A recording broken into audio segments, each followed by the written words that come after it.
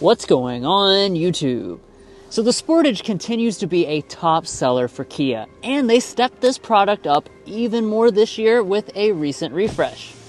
And we've had the chance to live with this popular model for the past week to really put it through its paces. But we want to know, after 7 days, are we still as impressed? Well, let's go ahead and find out.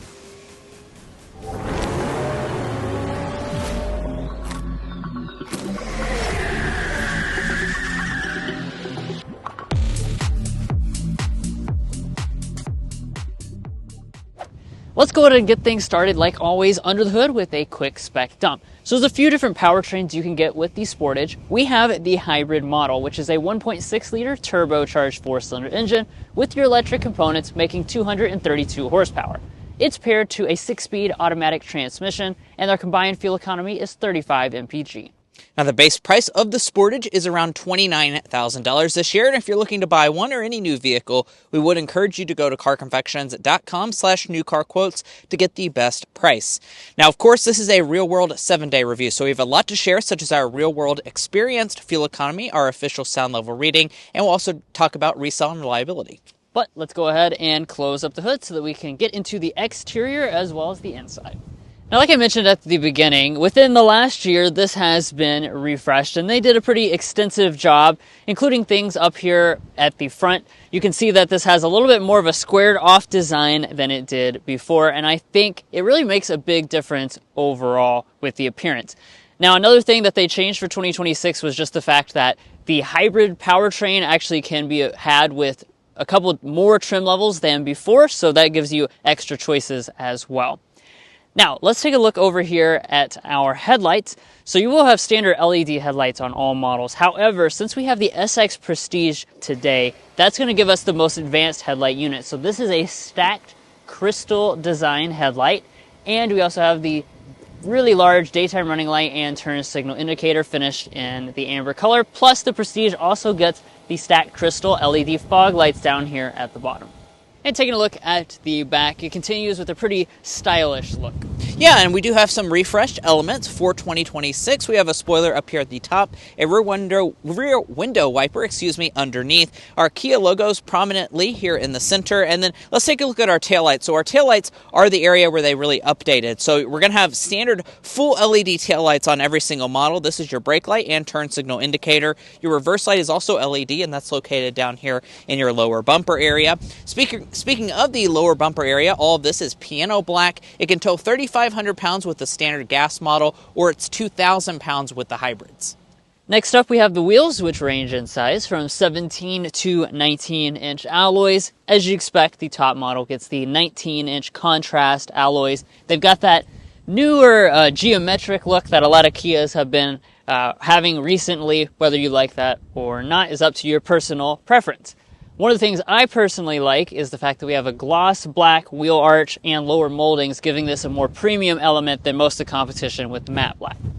Up here at the mirrors, we're going to have blind spot monitoring and heating as standard equipment. This top model also has power folding. Now, how long is the Sportage? Well, 184.4 inches, which is a good size for this segment. It means it's right in line with that of its main rivals like the Toyota RAV4 and Honda CR-V. Now, as far as design, all of our window surrounds are blacked out. We have that unique element in the back pillar, and we also have blacked out roof rails up here at the top. I really love this paint color as well over the past week. And as far as your safety systems, we have all 4 active safety features as standard equipment. Additionally, if you get the fully loaded examples, that's going to throw in things like Highway Drive Assist 2.0, which is certainly a very advanced highway assistant, and we found it to work really well this week. But we've got a lot to talk about on the inside when it comes to luxury and what we thought about it. But first, if you're new here, we're brothers, and we've been reviewing cars since we were 12 and 16. We started young, and since then, we've reviewed over 2,000 cars at every price point.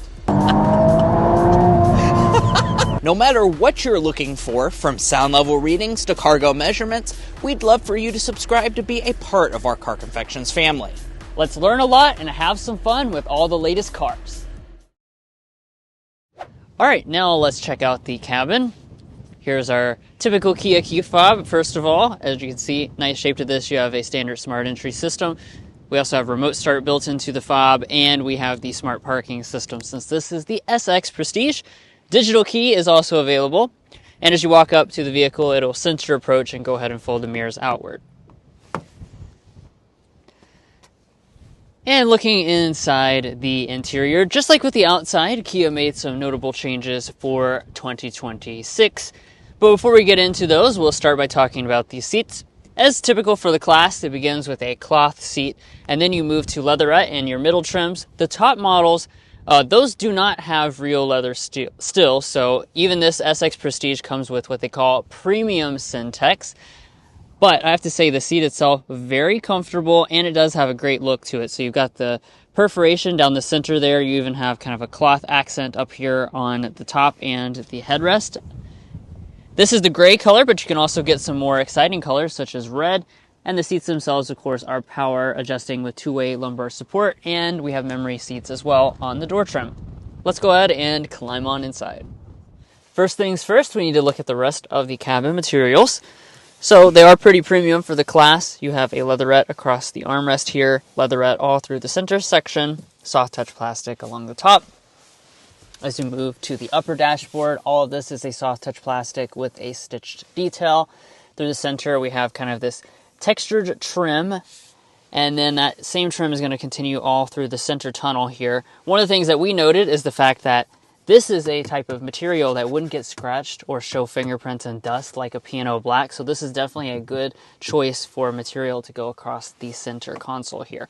One thing I will point out though is they could have padded this for your knee to rest against. And now we'll fire it up with our push button start.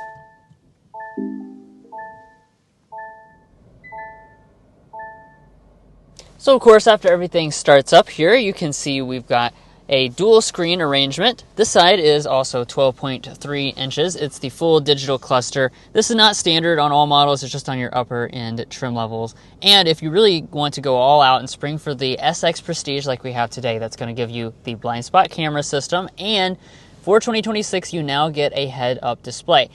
Mason and I were so impressed by this head-up display this week. It's basically exactly the same as what is on his wife Kenzie's GV80. It's very premium and has all types of information inside of it. Now, as far as the steering wheel is concerned, just like the wheels on the outside, this is going to be one of the more controversial elements. It's a new geometric design. It's very squared off on the top and the bottom, and then you have the offset Kia logo. It's definitely going to be a matter of personal preference whether you like this or not. I'm not the biggest fan of it. As far as the wheel itself, it's manual tilt and telescoping, and the SX Prestige gives you steering wheel heating. Now, let's take a look at interior storage next.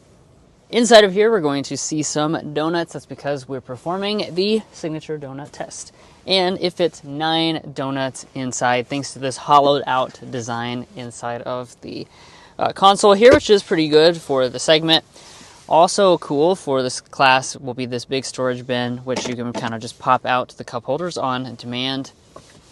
And then up in front of that, you have your wireless phone charging pad and a little bit of concealed storage. No pass-through space or anything like that, so some of the rivals do offer. Taking a look at the shifter, hybrid models come with the rotary style electronic one. Twist over to D for drive. There are paddle shifters on the steering wheel. Twist the opposite way for reverse. The fully loaded SX Prestige gives you this 360-degree camera system with good resolution. It also has the ability to go into the 3D view and spin all around the vehicle. Press the P for park there. The actual shifter itself does illuminate differently depending on if you're in drive or park. And then over here you got a few more controls, including your automatic brake hold for the electronic parking brake. There's another panel of buttons on the right side, and that will be for your seats. So heated seats are on the hybrid S trim and above, so that's the majority of them, but the ventilated seats will be on just the fully loaded SX Prestige. That's also where you turn on your heated steering wheel that I mentioned earlier. Now the other kind of climate functions, of course, will be right here in this panel.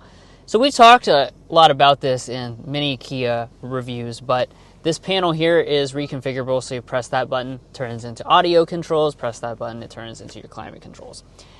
This is not exactly the most user-intuitive and certainly kind of distracts you when you reach down and you expect that to do something and it does something different because you forgot to push that button first. Nevertheless, this is a dual zone automatic climate control system.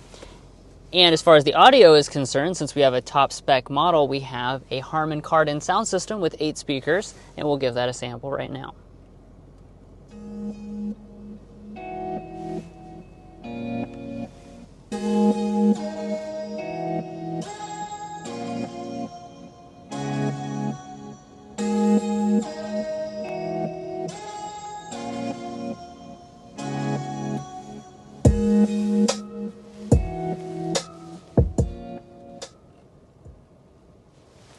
Overall sound quality is pretty good, certainly fills up the cabin nicely and has a good amount of bass and balance. Alright, so now we move to the second display. This is also 12.3 inch display, just like the Gauge cluster. And this has Kia's CCNC software, which means it has wireless Android Auto and Apple CarPlay abilities. Pairing is super simple and it works really nicely over the week that we had it. I'll go into the rest of their infotainment system here to give you a sneak peek of what that looks like. As you can see, pretty simple arrangement of the apps. You have a built-in navigation system right there. You have some hybrid specific apps through there, and you can even set up things like YouTube and entertainment inside of this. Now rising above, we've got a manual dimming mirror. You can option on an auto dimming one with HomeLink if you prefer. And then I'll slide back the sunshade here for the panoramic sunroof. This is included on our top model here, and as you can see, the sunshade's really fast and the front panel of the sunroof opens up.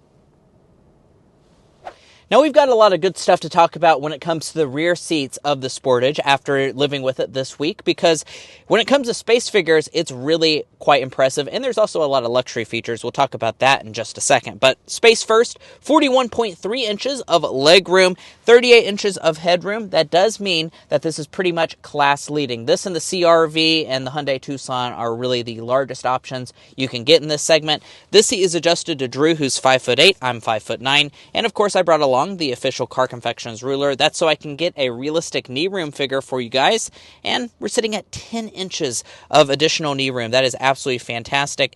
My feet can also easily slide up underneath of the seats, and these seats we found to be really comfortable. As a matter of fact, these headrests are absolutely fantastic headrests. They hit you in just the right spot of your neck, and you can easily recline the seats as well. So I could really envision taking some pretty stellar naps here in the second row, that's for sure. Now we do have a center armrest with 2 cup holders inside. These are a little bit on the small side, though. Keep that in mind. And then as far as other features, we have vents right here. 2 USB ports. We have little hooks as well for you to hang little grocery bags. And you also have these hooks that you can use as, a coat hook or something like that if you don't want your shirt to arrive wrinkled. Now, let's look over at the door trim. The door trim itself is going to be a little cheaper than the front one because this is hard touch on the upper part. However, the center section is leather wrapped, as well as the armrest portion. And in front of that, you'll find a button that I'm pretty happy to see, and that's heated back seats. That's a feature that a lot in the segment are still not including. Things like the Honda CR-V don't give you that. Just be aware, it's only on the hybrid SX Prestige models. So you can't get heated back seats on any of the gas ones. So I'm not sure if they think that, people that buy the gasoline variants don't need heated back seats, but just be aware you have to get the hybrids to get that. Now, in the lower part, there's a little bit of door storage as well. Now let's go ahead and check out the cargo area. On the EX and above, you'll have the hands-free smart power tailgate. And let's go ahead and talk about cargo space. I think you'll be pretty pleasantly surprised with this number as well. So what we're sitting at is about 39 cubic feet of space behind the second row of seats. And if you fold those seats down, which you can easily do with these little levers right here, that will fold them 60-40 split, by the way. That gives you 74 cubic feet of space. That is going to be really good numbers once more. So just like the second row, this is pretty much class leading in terms of cargo space. The Honda CR-V has it beat by just about a cubic foot or two, so keep that in mind, but really good numbers here. Speaking of all of its competition, we would encourage you to go to carconfections.com/vehicle rankings.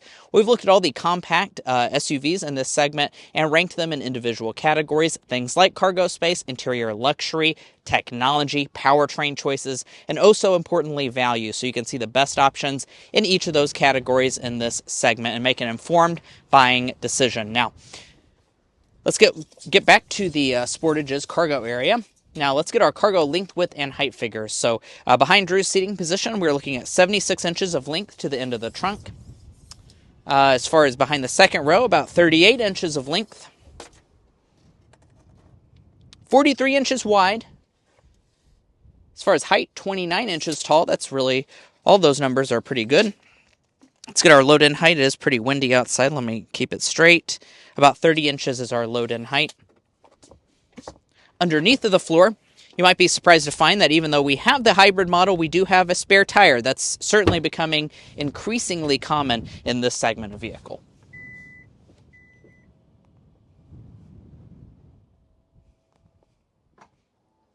Well, guys, here we are behind the wheel of the 2026 Kia Sportage. In this test drive, we're going to be discussing quite a lot, as you can see on the screen right now. We'll also be getting things like our sound level reading and discussing our real-world experienced fuel economy. But first, we need to start with a hard acceleration.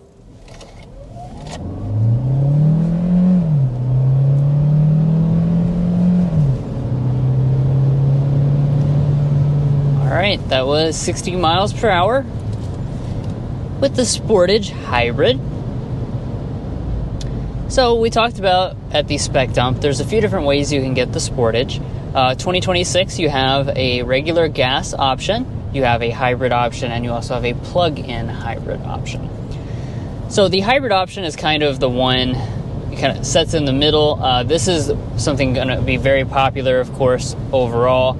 And it's a 1.6 liter turbocharged 4-cylinder engine. You have your electric hybrid componentry for 232 horsepower. 0 to 60 is under 8 seconds, so it's a good step up from the gas-powered option, which is a 2.5 liter naturally aspirated 4-cylinder engine.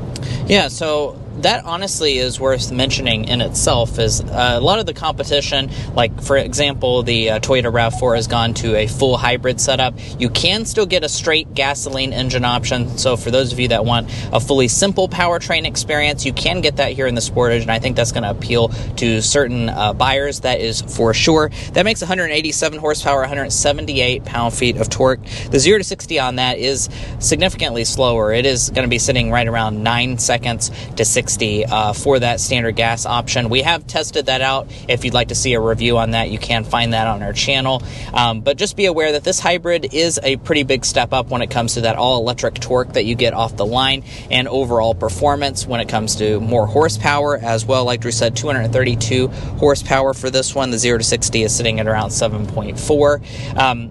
Also, there's the plug-in hybrid for those of you that want the maximum performance. Do be aware that that does raise your price quite a lot, and that makes, all told, 268 horsepower, so that's the fastest Sportage that you can get.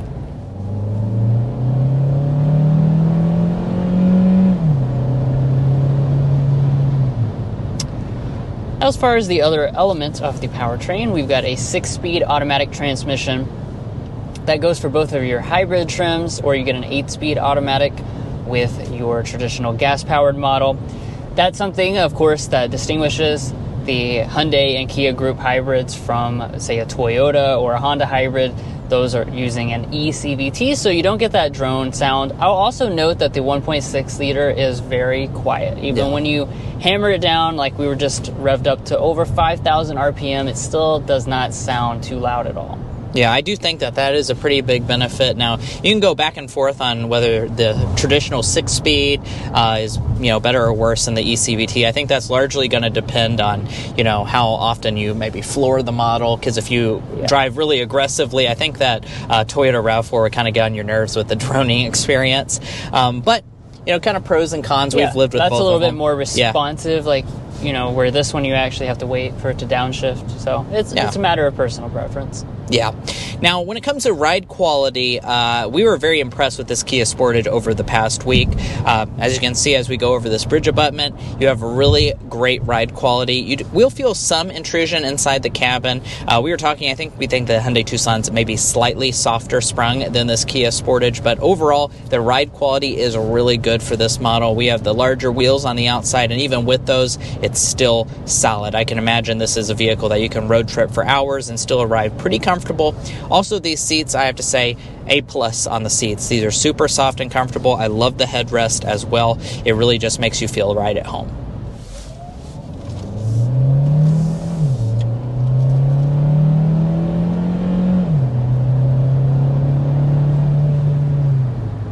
And that was the acceleration in sport mode. I mean, 232 horsepower is plenty for a compact SUV. I mean, it really gets off the line nicely with the electric torque. Yeah. Let's go ahead and get our sound level reading as well. If you'll toggle us back into the normal drive mode, we have it on fan speed 1 here. And let's go ahead and see how quiet it is.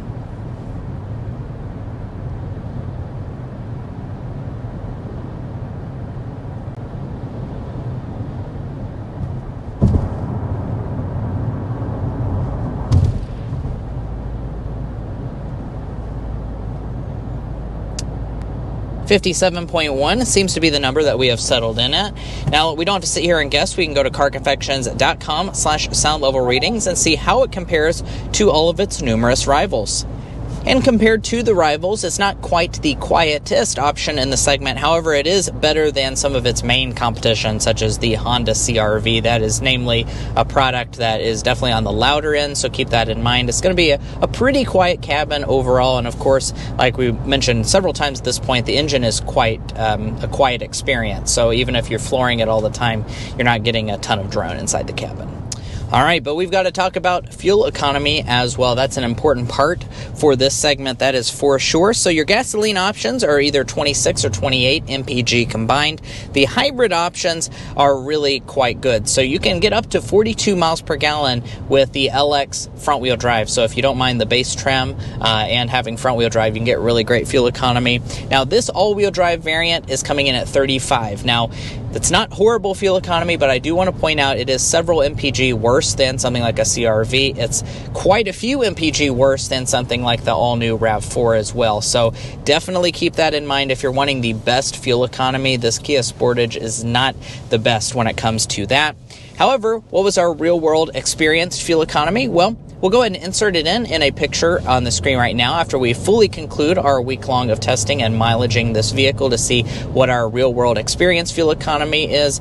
We'll go ahead and put the details of that on the screen right now. Do be aware, though, it was definitely on the colder side this week when we were testing out this Kia Sportage, so that does negatively impact your hybrids when it comes to fuel economy. So I would expect to get a little bit better fuel economy if you're living in a warmer climate. All right, let's get into today's Slam Dunk and Airball.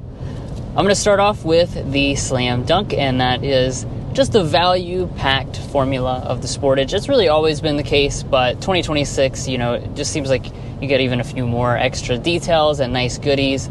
And across the whole lineup, even all the way to the fully loaded model, you still have a lot of value compared to the competition, especially when you're looking at CR-V and RAV4, which are very pricey. Yeah, absolutely. Now, on the flip side, what's our airball? Well, we wish they had not changed the steering wheel design. We did not love living with that this week. It's a weird shape. It's kind of ugly, in our opinion, but it also kind of feels weird when you're driving the vehicle. Yeah, the two-spoke is very thick. I don't know. Not my favorite, that's for sure. And we have complained about this, and other Kia products will continue to complain about it. It just doesn't make a lot of sense, this dual-function climate and audio control panel. I wish, honestly, they would just go ahead and ditch this across the entire Kia brand. And after living with this refreshed Sportage for the week, do we like it better, the same, or worse? Well, the entire Car Confections team can agree that we like this product better. I think we were super impressed with Kia Sportages of the past, and living with this fully loaded model, you get so much for the money, that is for sure. And the hybrid experience is also very good as well, with plenty of power, very smooth transition between gasoline and electric power. I think we really liked living with this product, that is for sure. Now let's talk about pricing. So as I said at the very beginning of this video, you start at around $29,000. As you move up the trim structure and select different powertrain options, of course that price elevates. You can see the full lineup of prices on the screen right now. We have what a lot of you guys might be selecting. This is the regular Sportage Hybrid. This is also the fully loaded example. So SX Prestige all-wheel drive, $40,390 is our base price. $200 for floor mats, $1395 destination, $41,985 is what this model rings up to, which is really way less than the competition. Things like a fully loaded RAV4 are pushing nearly 50 grand in their standard hybrid configurations. Now, as far as the final assembly point, this one is manufactured in Korea. And if you're looking to buy a Kia Sportage or any new vehicle, we would encourage you to go to carconfections.com/newcarquotes. Now, the reason you should do that is because we have a tool on our website that will connect you with local car dealers in your area to get you the best price. It's also going to give you access to invoice pricing information, which is a great tool to use while dealership negotiating. If you'd like to take advantage of that, as well as things like our monthly payment tool, you can find a link to that down below in our video description, as well as a pinned comment at the top of this video. But buying a vehicle is about more than just the original MSRP, so let's talk about resale, reliability, and the warranty. First up, let's talk about resale value. So Kia as a brand is expected to retain 49.02% of original MSRP after 5 years and 60,000 miles, and after 10 years and 120,000 miles, 21.13%. Now, it's worth noting that is right at the industry average for all vehicle brands. However, it is still less than some of its main competition, such as Honda or Toyota. We also looked at reliability. When we put in the latest data, Kia is rated above the overall industry average for all vehicle brands. Now, if you'd like to learn more about our resale values, our reliability data, or our methodology, be sure to go to carconfections.com/resale and carconfections.com/reliability. Now, also important in that decision is your warranty. Kia has a really good one. It's a 5-year, 60,000 mile basic warranty, a 10-year, 100,000 mile powertrain warranty. You do not get any complimentary maintenance, however. And guys, that wraps up our in-depth 7-day review of the refreshed 2026 Kia Sportage Hybrid. If you enjoyed watching our review on this, where we give you our 7-day impressions of this very important model to the Kia brand, we'd really appreciate you hitting that subscribe button down below. By subscribing, you're going to be a part of our Car Confections family. We have a lot of fun on this channel, and I promise you won't want to miss out. There's a ton of content, especially in vehicles in this segment. If you're already a part of our family, thank you so much for your continued support. We'll catch you next time as we sample more of the latest automotive delicacies.